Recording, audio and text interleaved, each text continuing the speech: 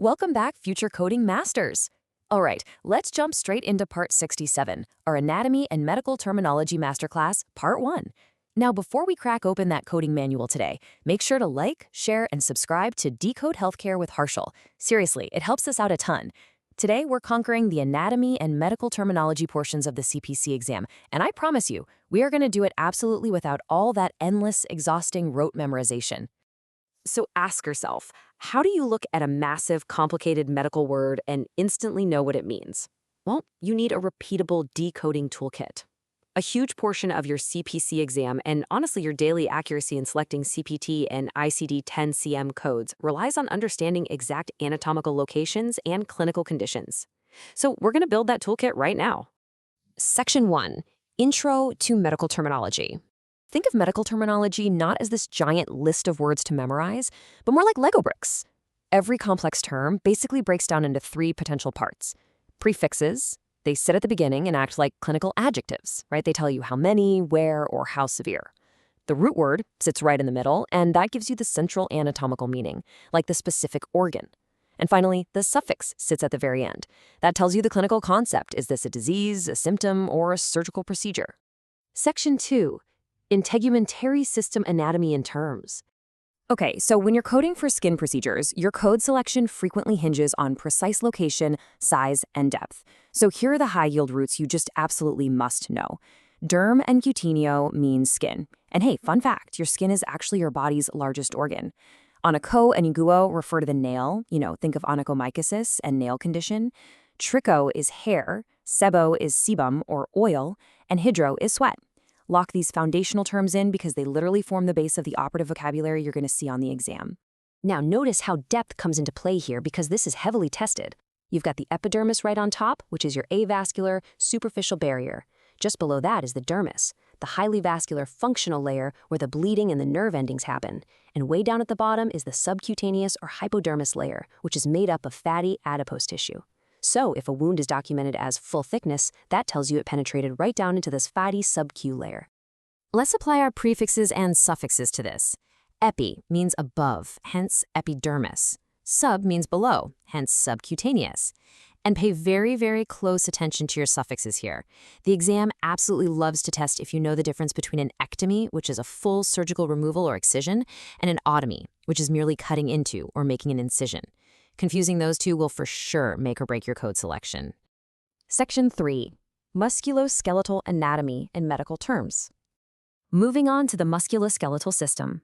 In this section of your CPT manual, laterality and identifying the exact bone and joint locations drive all the specificity. Osteo is bone, chondro is cartilage, and arthro is joint. Myo refers to muscle, while teno is your tendon. We also have burso for the bursa sac, and definitely don't forget spondylo, which specifically means vertebra. Recognizing these instantly allows you to know exactly which tissue the surgeon is actually operating on. Now, a super crucial point is knowing how to distinguish similar-sounding procedures.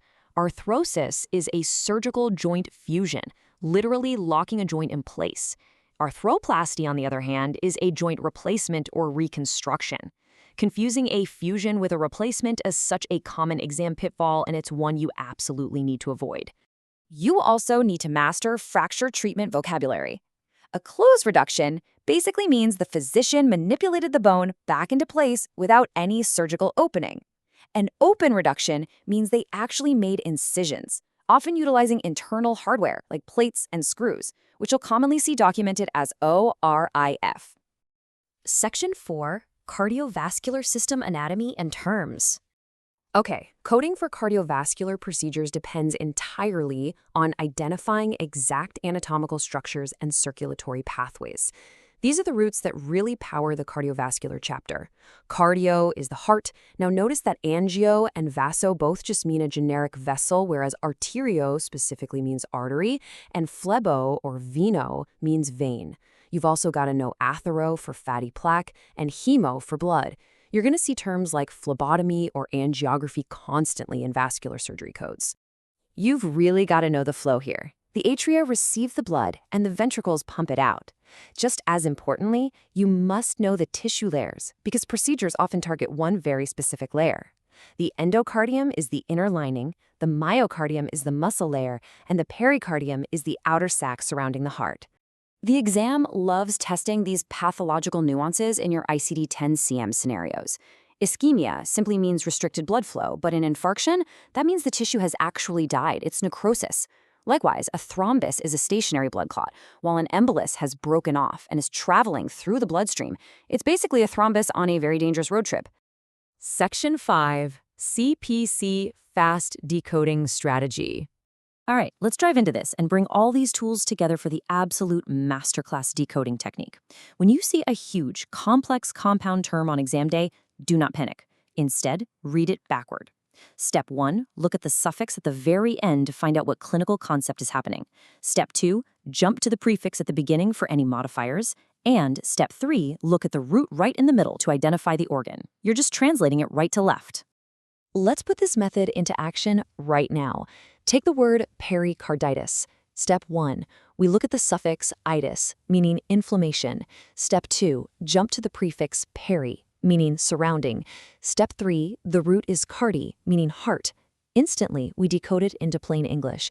Inflammation surrounding the heart. Boom. No rote memorization required. Section 6, Cheat Sheet and Next Episode. We have covered a tremendous amount of ground today, so here is a high-yield visual summary to wrap up Part 1. I highly encourage you to pause the video and screenshot this slide for your studies. Remember your strategy: suffix, then prefix, then root. Remember that full thickness means the fatty sub-Q layer. Arthrodesis is a joint fusion, and the endocardium is the inside of the heart, while an infarction means tissue death. If you can master this decoding toolkit, you will confidently dissect any procedural note the CPC exam throws your way.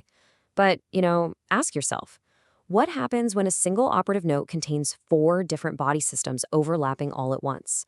Are you ready to master the respiratory, digestive, urinary, reproductive, and nervous systems to find out?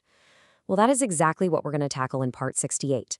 Until then, keep practicing and keep decoding.